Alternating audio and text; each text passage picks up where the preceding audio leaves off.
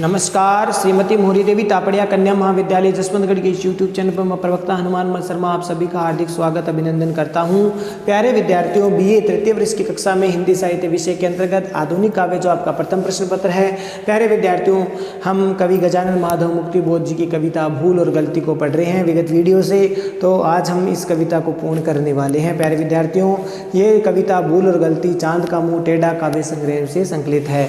तो चलिए प्यारे विद्यार्थियों, ये अंतिम पद इस कविता का पढ़ लेते हैं। और इस पाठ्य पुस्तक जो आधुनिक काव्य आपका जो प्रथम प्रश्न है, ये जो पाठ्य पुस्तक है आज ये पूर्ण होने वाली है।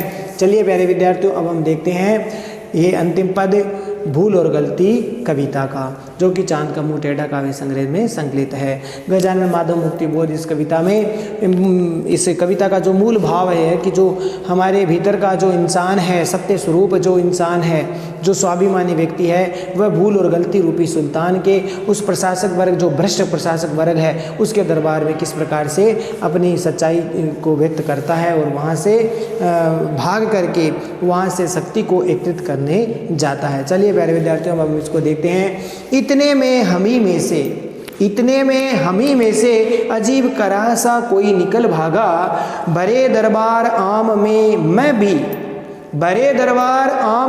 मैं भी संभल जागा। कतारों में खड़े खुद गर्ज बख्तर बख्तरबंद समझौते वहम कर रह गए। दिल में अलग जबड़ा अलग दाढ़ी लिए, दो मुहेपन के शो तजुर्बों की बुजुर्गी से भरे। दड़ियल सिपह सालार संजीदा सहम कर रह गए। लेकिन उधर उस ओर कोई बुर्ज के उस तरफ जा पहुंचा, अंधेरी घाटियों के गोल टीलों घने पेड़ों में। लेकिन उधर उस ओर कोई बुर्ज के उस तरफ जा पहुंचा, अंधेरी घाटियों के गोल टीलों घने पेड़ों में कहीं पर खो गया। महसूस होता है कि वह बेनाम बेमालूम दर्रों के इलाके में, सच्चाई के सुनहले तेज अक्सों के धुंधलके में मुहैया कर रहा लश्कर हमारी हार का बदला चुकाने आएगा। संकल्प धर्मा चेतना का रक्त प्लावित स्वर, हमारे ही हृदय का गुप्त स्वर्णाक्षर प्रकट होकर विकट हो जाएगा।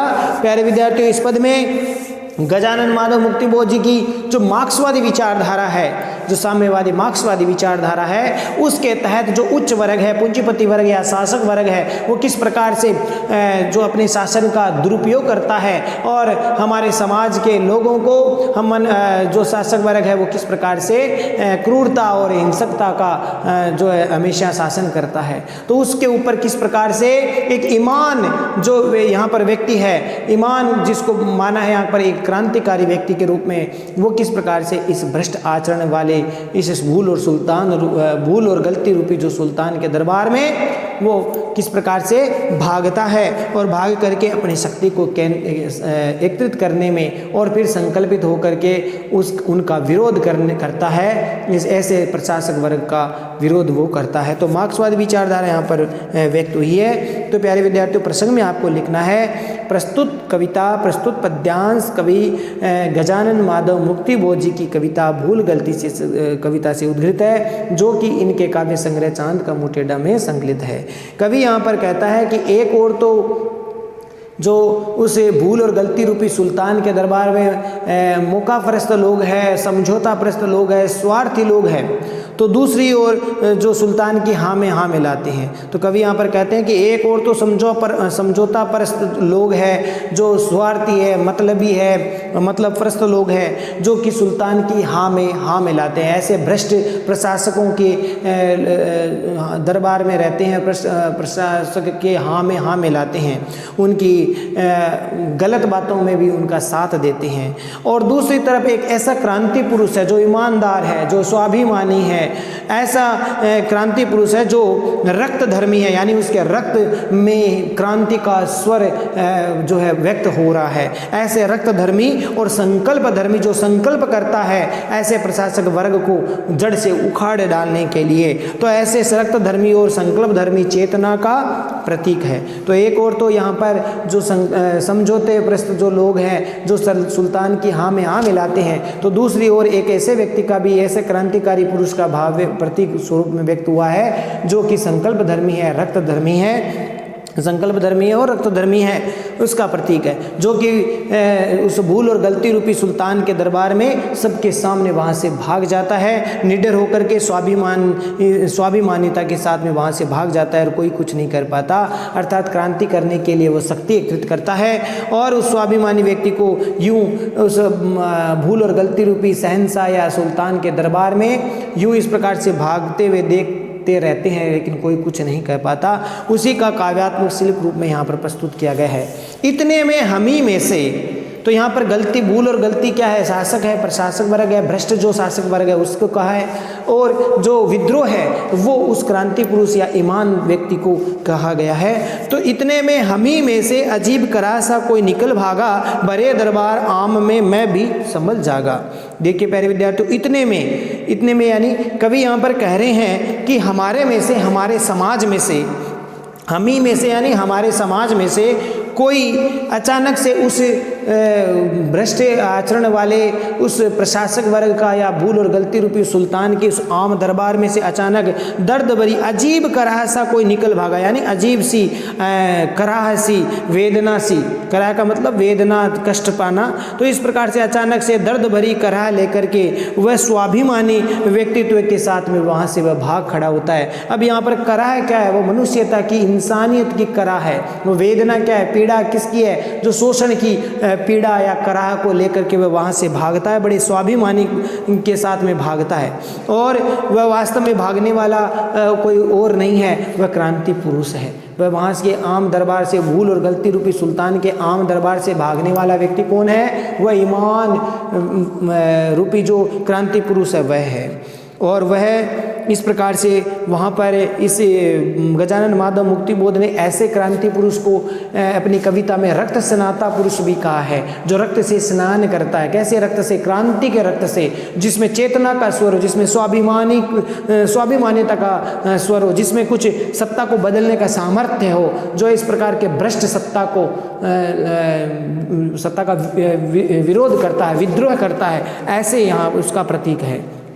तो देखिए प्यारे विद्यार्थियों, तो भरे दरबार आम में मैं भी संभल जागा, और उस भरे दरबार में मैं भी जागा, अर्थात कवि यहाँ स्वयं के लिए कह रहा है कि मैं भी उस ईमानदार व्यक्ति के, उस स्वाभिमानी व्यक्ति के इस प्रकार से वहाँ से भ्रष्टाचार से भरे हुए उस दरबार से भागते हुए देख करके मैं भी जागा। अर्थात मैं शब्द का यहाँ प्रतीक प्यारे विद्यार्थियों उस समय के साहित्यकारों से है, जो कुछ साहित्यकार इस प्रकार से ऐसे भ्रष्ट प्रशासक वर्ग की हाँ में हाँ भी मिलाते हैं, उनके आगे वो झुकते हैं। तो यहाँ पर ऐसे झुकने वाले साहित्यकार भी यूं इस प्रकार से किसी ईमानदार व्यक्ति के, स्वाभिमानी व्यक्ति के इंसानियत का जब वो इंसानियत उसमें जाग जाती है, ऐसे ईमानदार और स्वाभिमानी व्यक्ति को देख करके वो भी प्रेरित होते हैं, प्रेरणा लेते हैं। तो इस प्रकार से कवि यहाँ पर कह रहे हैं कि भरे दरबार आम में मैं भी जाग गया, संभल गया, अर्थात मैं भी उसके भ्रष्ट प्रशासक वर्ग के विरुद्ध है, मैं भी जो है अपना कार्य करने लगा। अर्थात मैं इस प्रकार से स्वाभिमानिता का जो भाव है वो मैंने भी ग्रहण कर लिया, क्योंकि वह व्यक्ति जो ईमानदार व्यक्ति है, जो क्रांतिकारी व्यक्ति है, वह व्यक्ति अपने विचारों में से दृढ़ है, और साथ ही साथ वह बड़ा स्वाभिमानी है, विचारों से दृढ़ है। और यही कारण है कि जब वह क्रांति पुरुष भरे दरबार में से भागता है तो वहाँ कोई कुछ नहीं कर पाता। और कतारों में खड़े खुदगर्ज बा हथियार, खुदगर्ज का मतलब होता है स्वार्थी। प्यारे विद्यार्थियों, खुदगर्ज का मतलब होता है स्वार्थी, मतलब परस्त जो लोग हैं, मतलब परस्त जो लोग हैं उससे हैं। बा हथियार का मतलब हथियारों से युक्त है, हथियारों से युक्त, हथियार लिए हुए यानी शक्तिशाली है। ठीक है, ये इसका अर्थ हो गया। और बख्तरबंद है, कवचबंद है, कवच में सुरक्षित है, कवच में सुरक्षित है, ऐसे अपने आप को समझ रहे हैं। लेकिन वो भी वहम करके यानी भौचक्के रह जाते हैं, भ्रमित हो जाते हैं, भौचक्के या भ्रमित होकर के रह जाते हैं। यूँ इस प्रकार से भरे दरबार में वो भाग करके चला जाता है वो ईमानदार व्यक्ति। और ऐसे लोगों के दिल में अलग अलग जबड़ा है। जबड़ा का मतलब यहाँ पर वो बहुत क्रूर है, हिंसक है, क्रूर है, हिंसक है, सभी को चबाना चाहता है। ठीक है, कौन?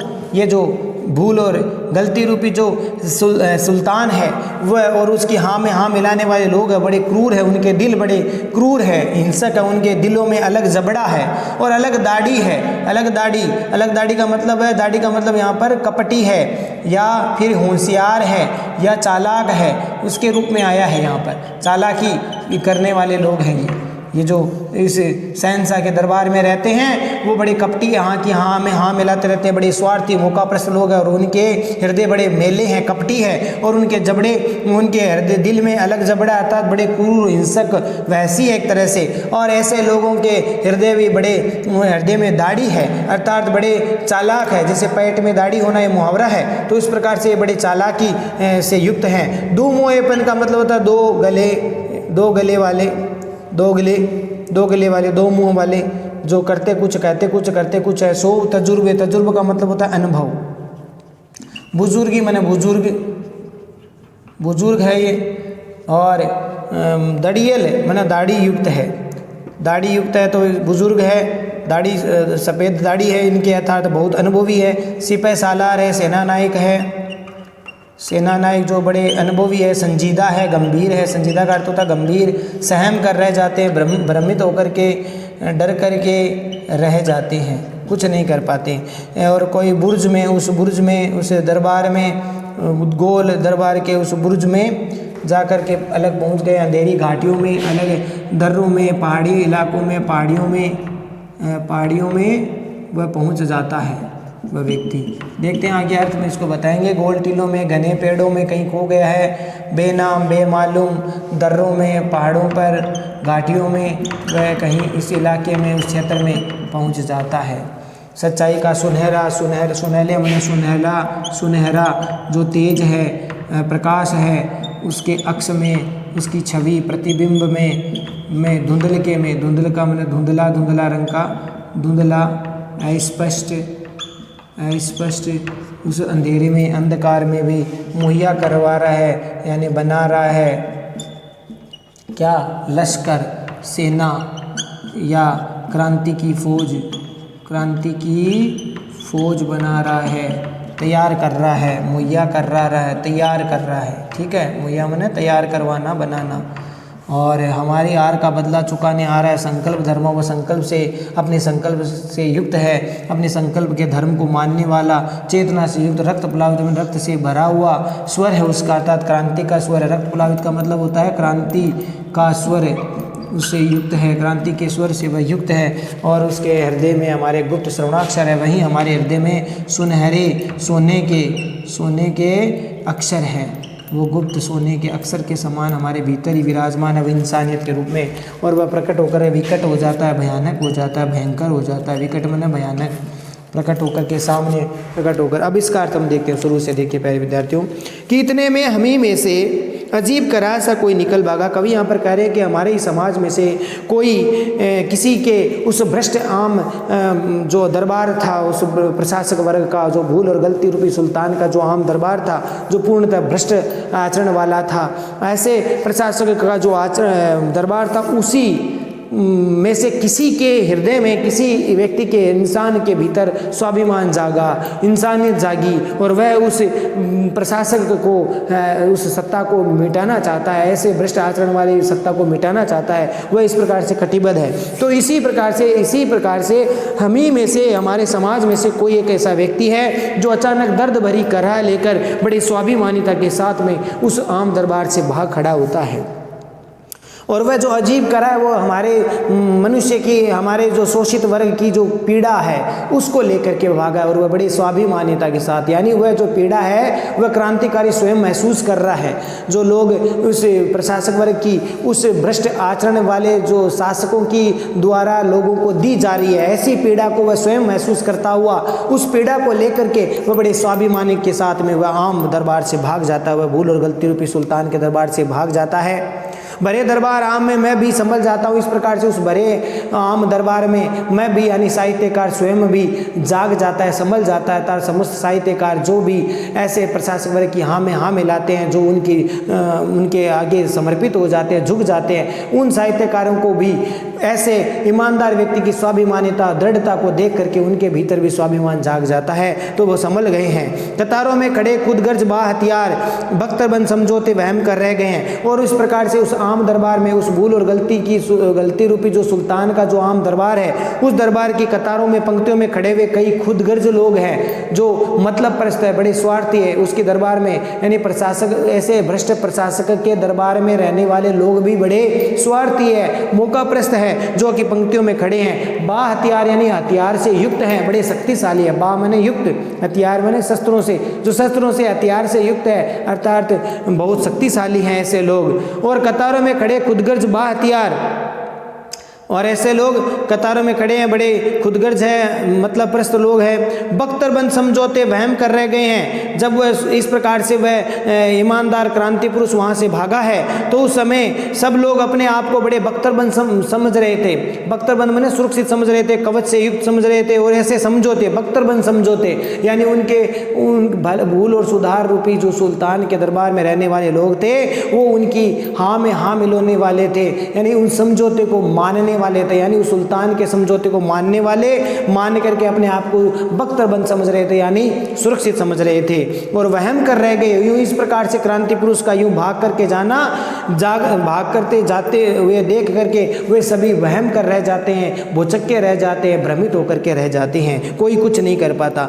दिल में अलग जबड़ा अलग दाढ़ी लिए ऐसे लोग जो प्रशासक वर्ग के, जो भ्रष्ट प्रशासक वर्ग के दरबार में रहने वाले लोग हैं, जो उनकी हाँ में हाँ मिलाते हैं, वो उनकी ऐसे बुद्धिमान वर्ग, ऐसा जो बुद्धिमान जो वर्ग है, वो भी उनके अधीन हो जाते हैं, समर्पित हो जाते हैं। तो ऐसे लोग इनके ये बड़े क्रूर हैं, इनके दिल में अलग जबड़ा है, इनके दिल में अलग जबड़ा है, ये बहुत क्रूर वैसी हिंसक है जो सभी को चबा जाना चाहते हैं। अलग दाढ़ी लिए और इनकी पेट में अलग दाढ़ी है, अर्थात उनके हृदय में, उनके दिल में अलग दाढ़ी है, अर्थात बहुत चालाक और होशियार है। तो दाढ़ी शब्द यहाँ पर चालाकी और होशियार के लिए, कपट के लिए आया है। दो मुहेपन के लिए, दो मुहेपन के 100 तजुर्बों की बुजुर्गी से भरे ये लोग दोगलेपन है, दोगले लोग हैं ये इसके दरबार में ये भूल और गलती रूपी सुल्तान के या ये जो भ्रष्ट प्रशासक है, इनके दरबार में रहने वाले जो लोग हैं वो दो मुँहपन के, यानी दो मुँह हैं इनके, अर्थात दो गले हैं, दोगलेपन के लोग हैं, यानी ये लोग कहते कुछ है और करते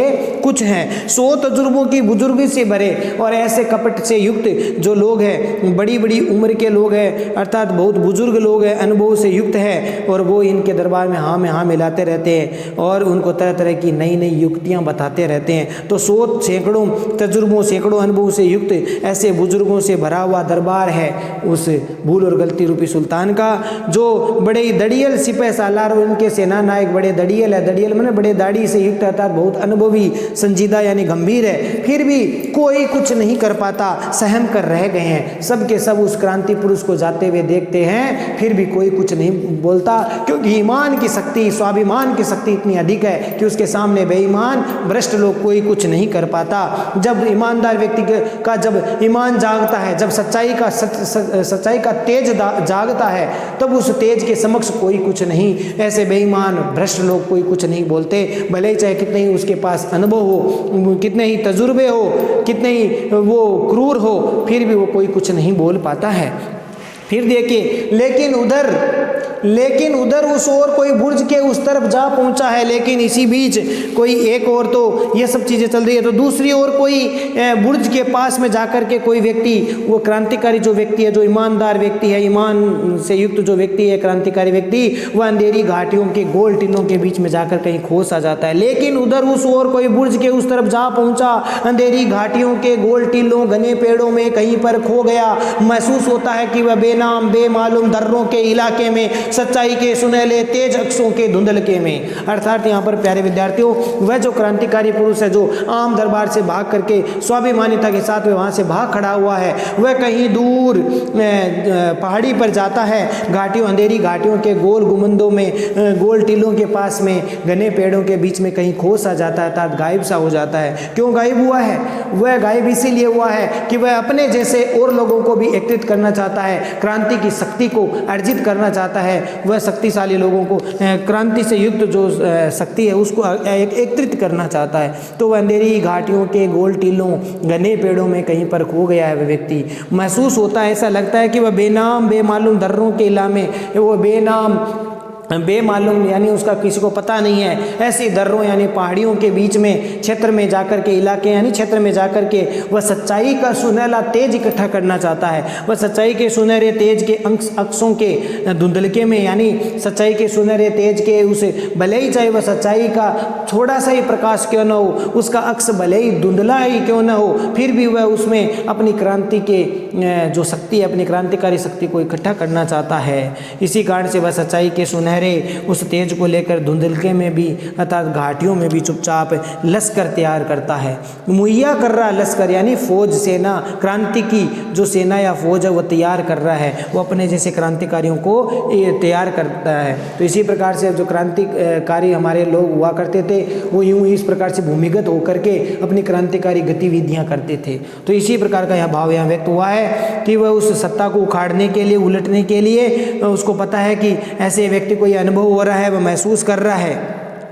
क्या महसूस होता है कि वह उसको महसूस ये हो रहा है कि क्रांति की आवश्यकता है। तो ऐसे इसलिए वो क्या करता है, उस बेमालूम दर्रों के उस पहाड़ी इलाकों में, घाटियों में वह क्रांति की शक्ति को इकट्ठा कर रहा है, अर्थात वह क्रांति की फौज को तैयार कर रहा है, मुहैया कर रहा लश्कर यानी क्रांति की फौज को तैयार कर रहा है।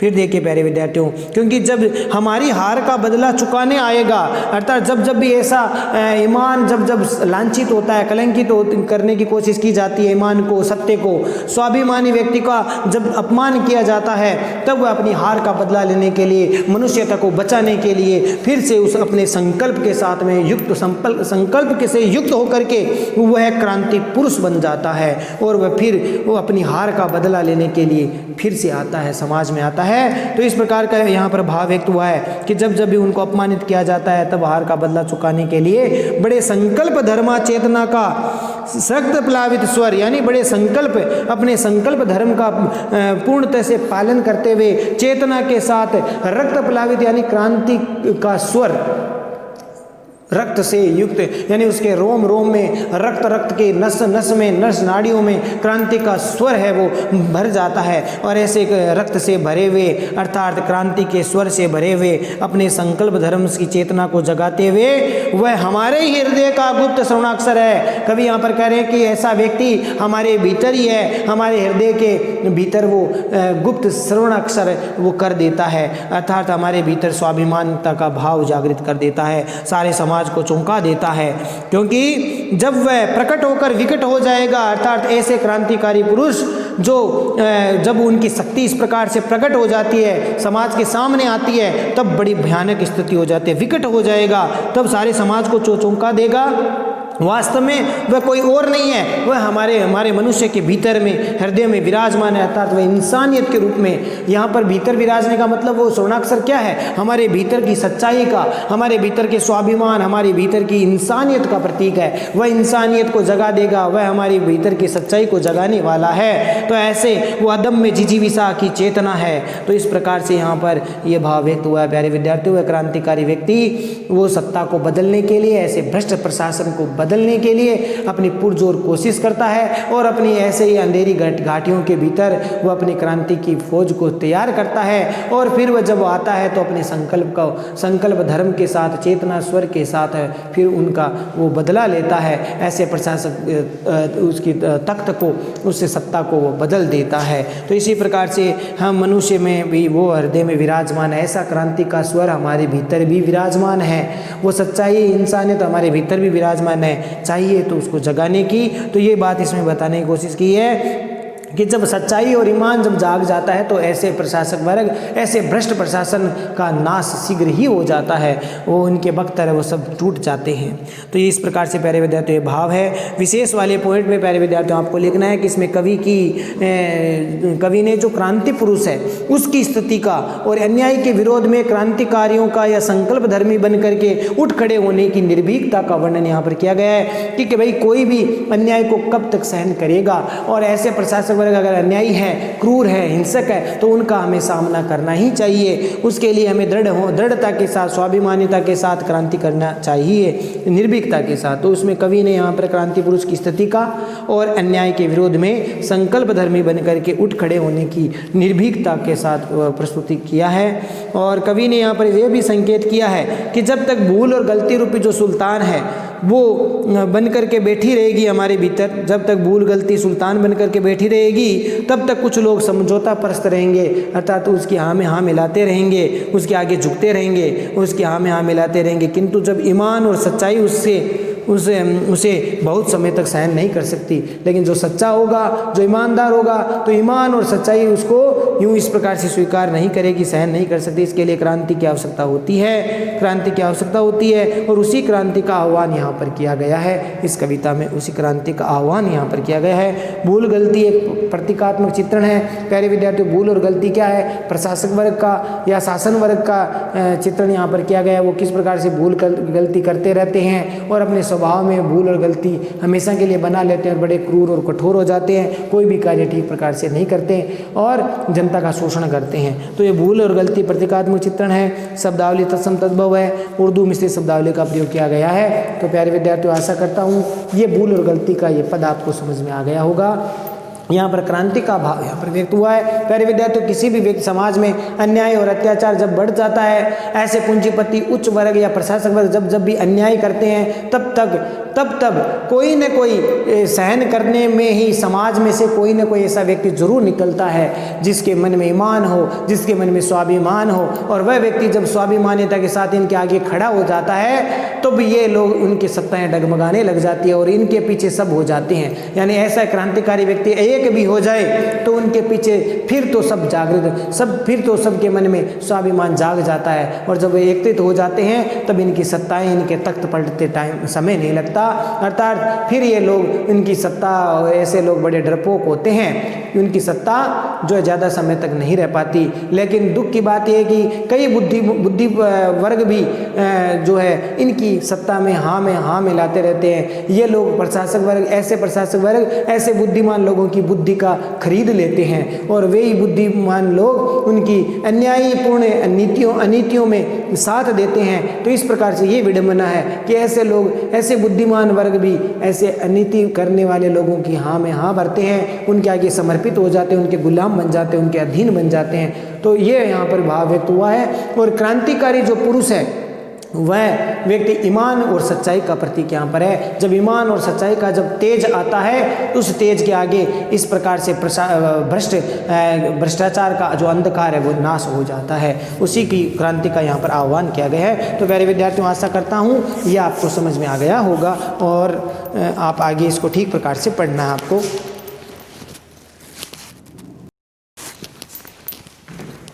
तो प्यारे विद्यार्थियों, आज के लिए बस इतना ही। अगली वीडियो में फिर हाजिर होंगे। प्यारे विद्यार्थियों, ये किताब आपकी पूर्ण हुई। व्याख्या संबंधी आधुनिक काव्य आपका प्रथम प्रश्न आज आपका पूर्ण हो गया है। सारे पाठों की व्याख्या मैंने करवा दी है। फिर भी कोई चीज़ नहीं समझ में आती व्याख्या तो आप व्हाट्सएप ग्रुप में अपना कमेंट करके पूछ सकते हैं। ठीक है प्यारे विद्यार्थियों, और इन व्याख्याओं को ठीक प्रकार से गंभीरता के साथ आपको पढ़ना है, नोट्स बनाना और इनको याद करना है। इन व्याख्याओं से संबंधित प्रश्न भी आते हैं, वो प्रश्न आप तैयार करेंगे और व्याख्याओं को भी ठीक प्रकार से आपको तैयार करनी है। साथ ही साथ प्यारे विद्यार्थियों, मैं एक बात और बताना चाहूँगा। आधुनिक काव्य जो आपका प्रथम प्रश्न पत्र है उसमें आधुनिक काव्य का इतिहास संबंधी प्रश्न भी आएगा। जो आपका चौथा और पांचवा जो प्रश्न होगा वो प्रश्न जो है आधुनिक काव्य का इतिहास संबंधी होगा। तो उसमें आपको ठीक प्रकार से तैयार करना है। आधुनिक इसमें भारतेंदु युग जो है, भारतेंदु युग के समय जो कविता क्या, काव्य का क्या इतिहास था, भारतेंदु युग की क्या क्या परिस्थितियाँ थी, तो भारतेंदु युग से लेकर के आपको वो सारा पढ़ना पड़ेगा। एक एक प्रश्न इसमें बनते हैं, भारतेंदु युग से, प्रसाद युग से, द्विवेदी युग से, प्रसाद युग से, प्रसादोत्तर युग से, छायावादी काव्य संबंधी, प्रसादोत्तर काव्य संबंधी, प्रसाद यानी शुरू से भारतेंदु युग से आपको पढ़ना है। भारतेंदु युग की काव्य की क्या विशेषता थी, द्विवेदी युग की काव्य की, आपके प्रसाद युग की, प्रसादोत्तर युग की, उसके बाद में आपको आपका जो छायावादी आता है युग, छायावादी युग, और इसमें छायावादोत्तर युग, प्रयोगवादी, प्रगतिवादी, नई कविता, दीर्घ कविता, ये सब चीज़ें प्यारे विद्यार्थी इसी किताब में है, यानी इसी पाठ्यक्रम प्रथम प्रश्न पत्र में ही आपको तैयारी करनी है। तो ये भी आपको ठीक प्रकार से पढ़ना है प्यारे विद्यार्थियों। आशा करता हूँ ये सब समझ में आ गया होगा। इस चैनल को लाइक, शेयर और सब्सक्राइब करना ना भूलें। जय भारत, जय हिंदी। प्यारे विद्यार्थियों, अब हम अगला जो सेकंड पेपर है आपका, द्वितीय प्रश्न पत्र है कथा साहित्य, वो हम पढ़ने वाले हैं, अर्थात अब उसकी चर्चा हम करेंगे, उसको पढ़ेंगे। ठीक है प्यारे विद्यार्थियों, धन्यवाद।